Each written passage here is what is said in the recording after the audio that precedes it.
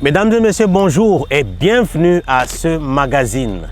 Nous recevons aujourd'hui un invité de taille. Il s'agit de maître Jean-Calvin Kouchadi. Il va s'agir des principes élémentaires de la criminalistique et la police scientifique. C'est sur ce thème que nous allons nous appesantir tout au long de ce 25 minutes. Bonjour maître. Bonjour monsieur le journaliste. Vous venez d'écrire principes élémentaires de criminalistique et de police scientifique. De façon laconique, de quoi s'agit-il dans cet ouvrage? Il s'agit dans cet ouvrage, monsieur le journaliste, d'indiquer le travail que fournit notre police scientifique et la science qui est la criminalistique. Il faut au départ dire que les deux disciplines sont intrinsèquement liées l'une de l'autre.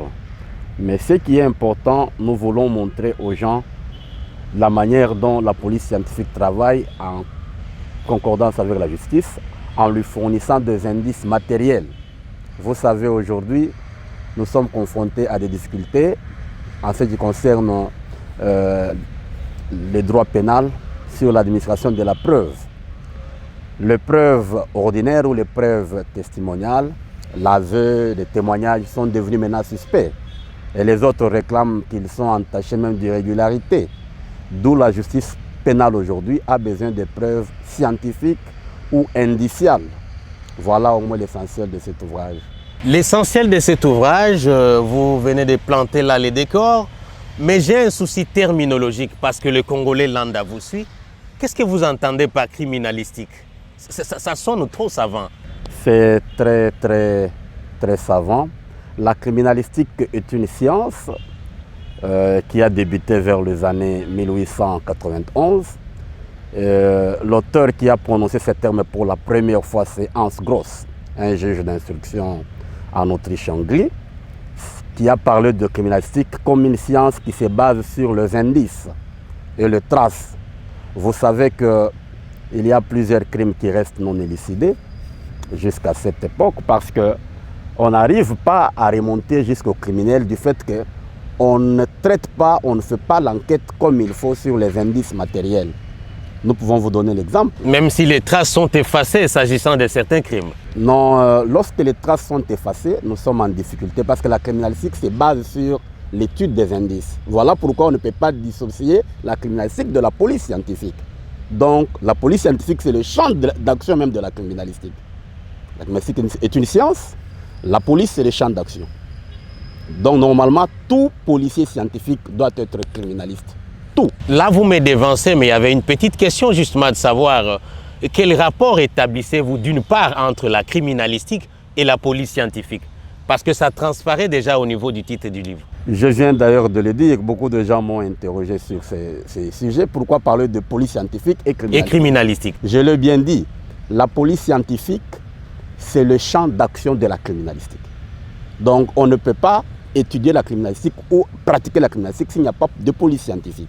Et lorsqu'on a créé la police scientifique, on devrait directement valoriser la criminalistique qui est une discipline qui donne le succès, qui donne l'accès à la police scientifique de faire son travail.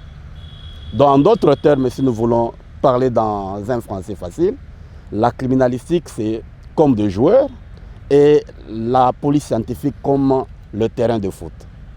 Voilà, là avec cet exemple, je crois que même les Congolais qui nous suivent peuvent se faire une idée claire de ce que c'est la criminalistique d'une part et d'autre part la police scientifique. Et notre souci, ça transparaît déjà au niveau du titre. Vous parlez des principes élémentaires de la criminalistique et la police scientifique. Revenez un peu sur ces principes-là. Oui, il y en a beaucoup. La criminalistique est une science connexe. C'est une science qui fait aussi recours à plusieurs disciplines. Voilà pourquoi nous avons des difficultés dans ces pays d'avoir des livres dans ces domaines. Parce que la criminalistique appartient normalement aux sciences dures. La criminologie... Ça veut dire quoi, les sciences dures? Les sciences comme la polytechnique, comme l'informatique, comme la faculté des sciences. Donc par moment, il faut les concours de toutes ces sciences? Oui, la criminalistique fait concours de toutes ces sciences. Si par exemple, nous parlons de l'ADN, nous n'allons pas analyser l'ADN en droit. On a besoin des ingénieurs, les gens capables pour analyser les ADN dans les laboratoires et nous dire qu'il s'agit de l'ADN de M. X et non de M. Y. Donc la criminalistique, telle que vous la voyez, elle fait appel à plusieurs sciences. Voilà au moins ce que je peux vous dire sur ce point-là. Une autre question qui me taraude l'esprit, Maître Jean Calvin, c'est la question d'opportunité. Au regard de la multiplicité des méthodes d'investigation judiciaire, vous parlez maintenant de principes élémentaires des criminalistiques. Question d'opportunité. Un mot là-dessus. Quand je parle de principes élémentaires de criminalistique, je vois plusieurs disciplines, plusieurs domaines qui concourent à l'administration ou à donner à la justice des preuves scientifiques. C'est-à-dire qu'il y a déjà plusieurs méthodes, non, oui, auxquelles recourent les opérateurs judiciaires. Non. Normalement, la police scientifique travaille avec d'autres méthodes qui sont différentes de la police judiciaire. Voilà pourquoi d'ailleurs je suis sur une réforme, en train de travailler sur une proposition de loi de 25 articles pour qu'on puisse insérer dans notre code de procédure pénale une section qui parle de l'expertise. La police scientifique ne vient pas sur une scène de crime pour suivre les témoignages des gens. J'ai suivi, j'étais là, canon. Elle travaille sur les indices. J'arrive sur la scène de crime, elle-même va me parler. Il s'agit de quel crime? À caractère sexuel, à caractère social, crime de passion, crime tel. Je peux déjà comprendre ce qui s'est passé sans intervention d'une personne. Les indices vont me parler. Donc la criminalistique est une science et les principes que j'ai donnés dans le livre sont les principes qui concourent à l'administration de la vérité, de la science, parce que la criminalistique utilise aussi d'autres sciences. Ok, parce que vous êtes suivi par tous les Congolais, la chaîne nationale, soyez pédagogique cette fois-ci, maître. Quel peut être l'apport de ce que vous appelez criminalistique lorsqu'il s'agit par exemple de l'identification des indices d'un crime commis? L'apport de la criminalistique. Il y a un crime quelque part et vous y recourez. Oui, l'apport d'un criminaliste peut se faire que si les choses sont au départ bien arrangées. Si vous voyez notre livre, nous parlons de scène de crime, identification des indices et administration de la preuve. On ne peut pas identifier les indices si la scène de crime n'avait pas été au départ protégée. C'est d'ailleurs quelque chose qu'il faut vulgariser. Dire aux populations, aux citoyens, aux Congolais lambda qu'ils ne doivent pas pénétrer sur la scène de crime lorsqu'il n'y a pas de vie à sauver. Donnez un exemple à ce niveau pour que tous ceux qui nous suivent comprennent. Vous connaissez, nous parlons de l'affaire du général Kaimbi. Général Kaimbi, Floribert Chebeya, des crimes. Aussi Mukendi, même Laurent Désiré. Même Laurent Désiré, allez-y. Si nous n'arrivons pas à élucider très bien ces crimes, c'est parce qu'on avait dénaturé les indices. À quel niveau? Lorsqu'il y a eu crime, lorsqu'il y a eu meurtre ou assassinat, on devrait protéger la scène de crime. Lorsque vous suivez Edi Kapend, le 17 mai 2017-2018, dans la prison, il vous a dit que Mouzé était mort sur place. On a trouvé Mouzé mort sur place. Et si Mouzé était mort sur place, pourquoi l'avoir transporté vers Ngaliem? Il n'y avait plus de vie à sauver. Edi Kapend vous dit Mouzé est mort. Il fallait laisser maintenant la place à la police scientifique d'enquêter. Parce que sur la scène de crime, on pouvait retrouver les indices qui pourraient nous amener à remonter jusqu'au criminel. Faute de n'avoir pas protégé la scène de crime, nous sommes en difficulté aujourd'hui de savoir qui a tué Mouzé, qui n'avait pas tué Mouzé, qui a fait ceci, sur base des indices qui avaient été détruits à l'époque.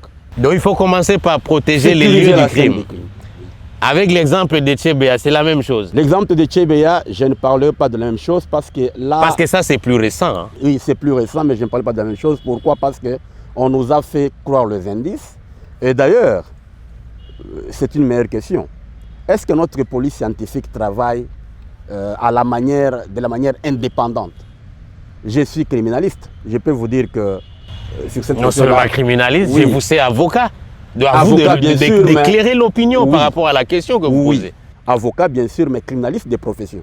Je parle de ma pratique professionnelle comme criminaliste. Je vous en prie. Dans le cas de Chebeya, vous verrez que même la police scientifique n'a pas voulu chercher les indices. Oui.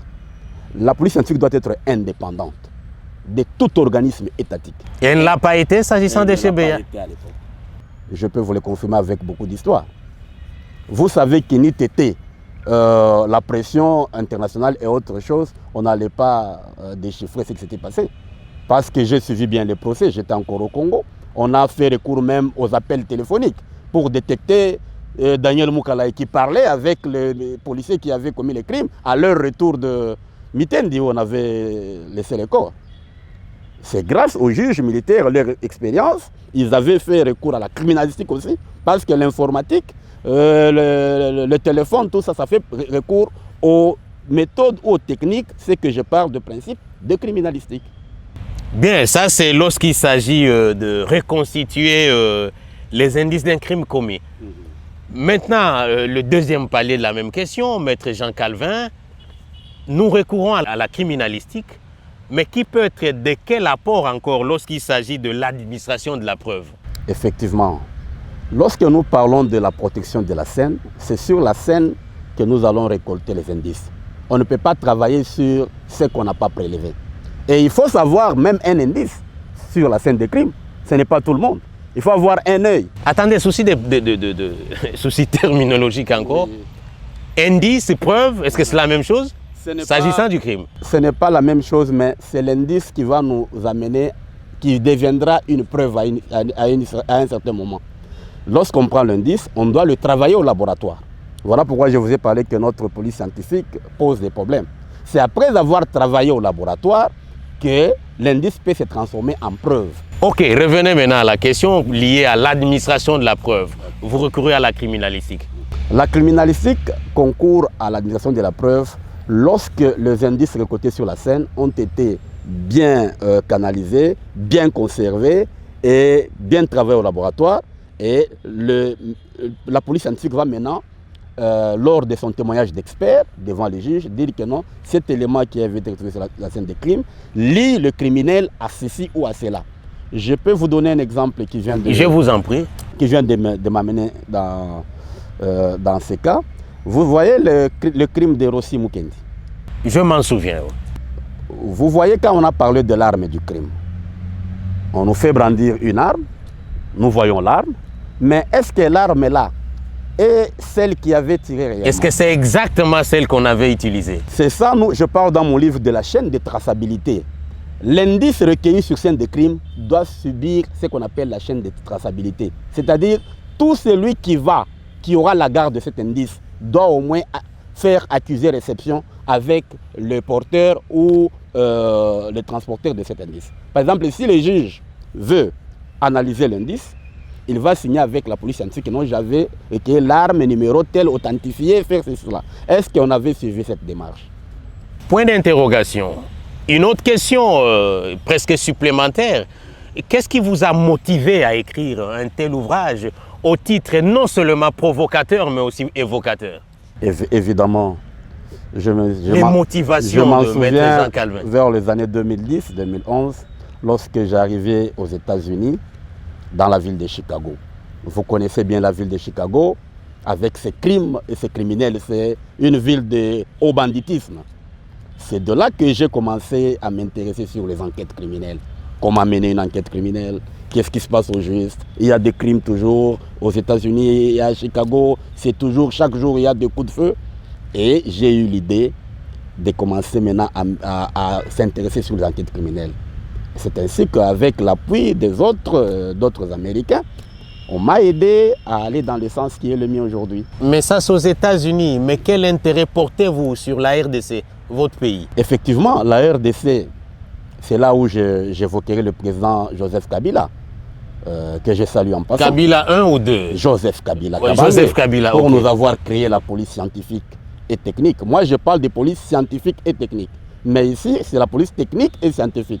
Je ne vois pas quelqu'un qui me pose la question sur ça. Alors, vous dissociez les deux. Pourquoi toi tu renverses? Moi je parle de police scientifique et technique, vous me parlez de police technique et scientifique. C'est question de terminologie. Mais la réponse est que la police scientifique a précédé la police technique. La police scientifique, quand je parle de police scientifique, je vois le laboratoire. La police technique, ce sont les gens qui partent sur la scène des crimes pour récolter les indices. Et la police scientifique a précédé la police technique parce que Edmond Locard, qui est le précurseur de cette discipline, a fondé le laboratoire de police scientifique en 1910 à Lyon, en France. c'est le laboratoire de référence dans ce domaine. Même les Américains, même les autres, on accepte Edmond Locard à 100%.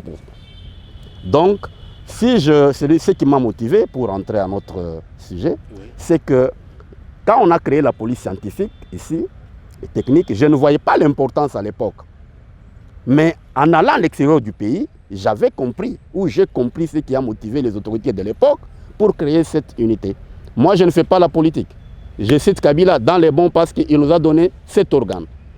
Je suis apolitique. Qui est opportun, justement. Un criminaliste, c'est quelqu'un qui est apolitique. Il vous donne ce qu'il a vu, sans considération des races, d'ethnie, des tribus. Je parlerai de ce que les indices vont me montrer. Comme la mort de Laurent Désiré Kabila, par exemple. Je n'ai jamais eu un indice qui incrimine Joseph Kabila, jusqu'à l'époque. Je travaille avec mes amis au Canada, par-ci, par-là, en Angleterre, dans des conférences, mais aucun indice incrimine Joseph Kabila jusqu'au moment. Question directe, maître Jean Calvin. Quelle est la cible de cet ouvrage? Vous l'écrivez, mais il s'adresse à qui? L'ouvrage s'adresse au départ aux autorités de notre pays.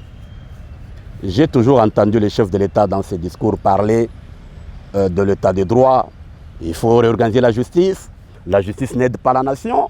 La justice n'aide pas le pays à avancer. Mais pour que la justice aide le pays à avancer, on doit avoir des instruments légaux capables de faire avancer. Vous voyez aujourd'hui, il y a des enquêtes, des procès bidons qui se terminent. Je suis avocat, je me réserve. Je respecte les cours et tribunaux. Mais il y a des procès qui se passent et les gens restent avec les doutes. Même les justiciables eux-mêmes. Je vous donnerai l'exemple de musulmans ici au stade des Martyrs. On nous amène 1000 personnes. Et le procureur vous dit que ce sont des rébellions, ce qu'on dit à l'Ingraba Tomboki. Mais est-ce qu'un procureur peut venir devant le juge? Lorsqu'un dossier quitte le parquet pour la juridiction, le procureur est suffisamment armé.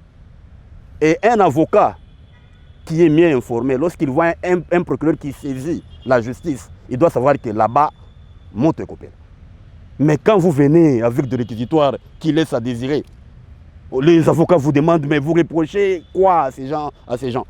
Oh non, ils ont commis des rébellions et les autres, c'est cela. Est-ce que, monsieur le procureur, j'ai causé avec un procureur aux États-Unis dans un crime, il me disait, maître, lorsqu'un procureur voit tout ce qu'il a construit comme architecture devant le juge, tomber comme un château de cartes, démoli par les avocats et les juges, c'est le plus mauvais jour pour un procureur. Mais c'est ce qui se passe dans notre pays. Voilà. Donc, cet ouvrage s'adresse aux autorités qui doivent prendre en compte ce que nous venons de dire. Nous sommes scientifiques. Nous n'avons fait que notre travail. C'est à l'État de prendre en compte le sien. Et de deux, au public, aux juges, aux magistrats, aux policiers scientifiques, aux policiers judiciaires, ils doivent savoir que lorsqu'il y a un crime et que dans la scène de crime, il n'y a plus de vie à sauver, ce n'est plus important d'entrer dans cette scène de crime. Parce que nous aurons un travail à faire, à récolter les indices. Une trace d'oreille, par exemple, sur la scène de crime. Il faut être chevronné pour savoir s'il s'agit de sperme. Et ça représente quel crime, à quel caractère de crime peut avoir eu lieu cette scène. Quand on voit des spermes, ça renvoie que c'est un crime à caractère sexuel. Et un criminaliste avéré vous dira que non, ce que je vois, il y a eu un crime, mais à caractère sexuel. Vous avez été suffisamment pédagogique avec des exemples pris à gauche et à droite. Je crois que ceux qui vous suivent comprennent quand même. Soyez concentrés, maître Jean Calvin, vous fixez la caméra. Qu'est-ce que les Congolaises et Congolaises qui vous suivent de partout sur la chaîne nationale peuvent retenir de principes élémentaires de la criminalistique et police scientifique? Au départ, ce qu'ils peuvent reconnaître ou peuvent retenir de ces livres, c'est que dans notre pays, nous confondons les choses. Nous avons des criminologues et nous avons des criminalistes. C'est différent. Un criminologue est différent du criminaliste. Le criminologue fait l'étude scientifique et sociale du crime et du criminel. Il s'arrête par là. Il peut vous dire que non, s'il y a des colonnes aujourd'hui, c'est parce qu'il y a tel phénomène, c'est parce qu'il y a ceci, cela. Mais le criminaliste, c'est celui qui se rend sur la scène des crimes lorsqu'il y a un crime pour mener l'enquête. C'est au départ.